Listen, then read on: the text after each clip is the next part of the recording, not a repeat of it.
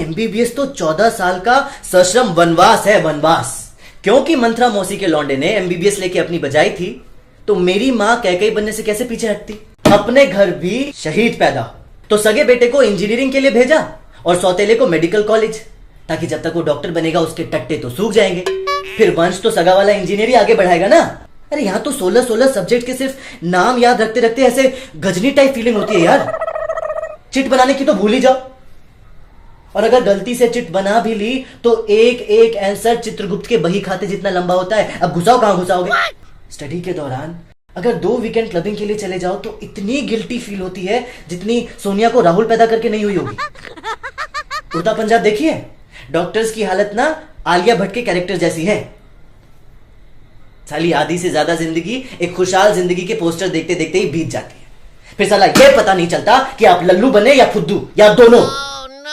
शक्ल देखो, साला कब 20 से 30 का हो गया पता ही नहीं चला।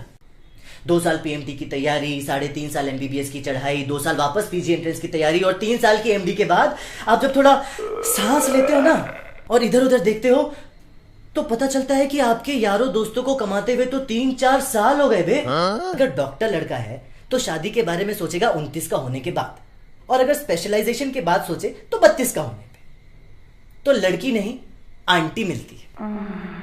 चलो वो भी ठीक है, अब अगर खुद ही अंकल हो गए हैं तो आंटी ही मिलेगी ना।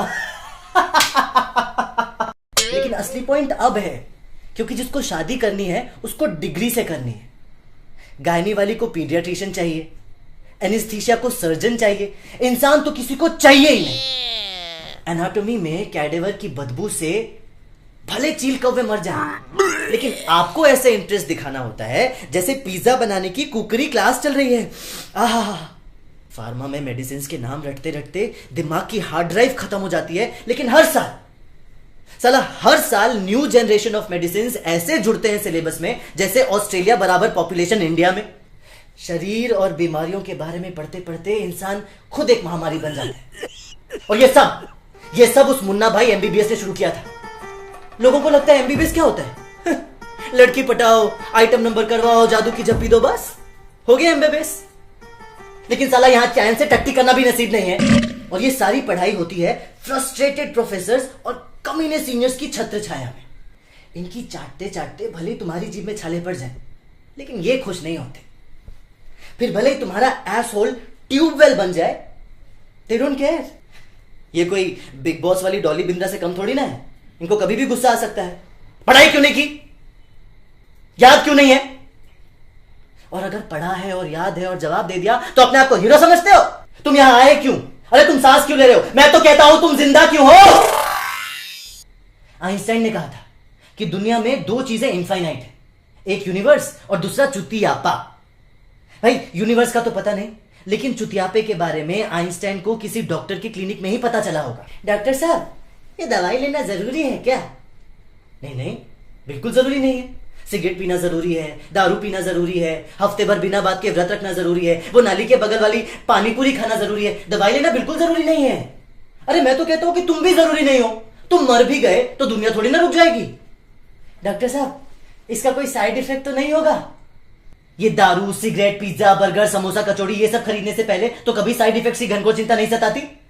ना खाऊं तो भूख लगती है, ना सोऊं तो नींद आती है, ज्यादा काम कर लूं तो थकावट होती है। मैंने भी कह दिया, सारी रात धूप में बैठो, ठीक हो जाओगे। ये पेशेंट्स लोग कौन सी लैंग्वेज में बात करते हैं बे? मुझे गठिया बाई हो गई है, मेरी आंखों में अंजन हरी है, अंजन हरी। एक बार तो एक तोतला आदमी आके बोला, मेरे बेटे के चूत के दांत निकालने हैं।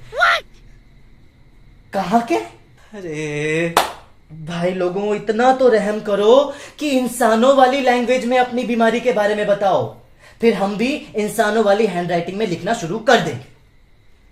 कुछ आंटीज भी होती हैं जिनकी अपनी मेडिकल साइंस होती है।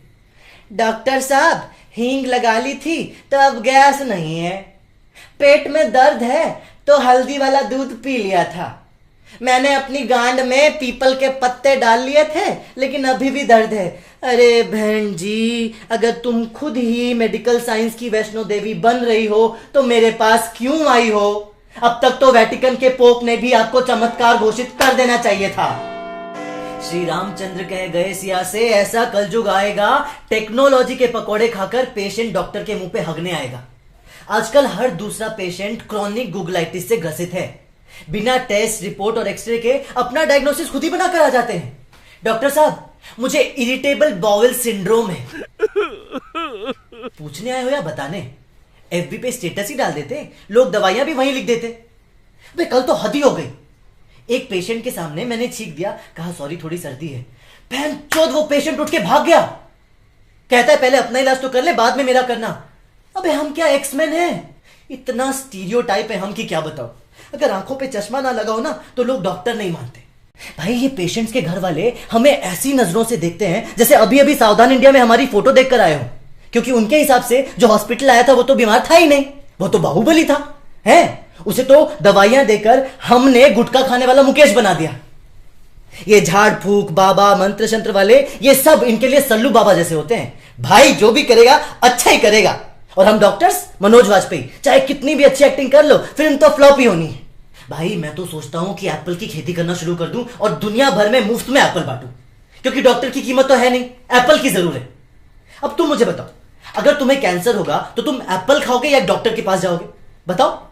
अरे भाई बोलो, एप्पल खाओगे या डॉक्टर के पास जाओगे? डॉक्टर साहब वो हाँ? 3 दिन से थोड़ा सुनाई नहीं दे रहा है। वो कान में प्रॉब्लम है, कान में।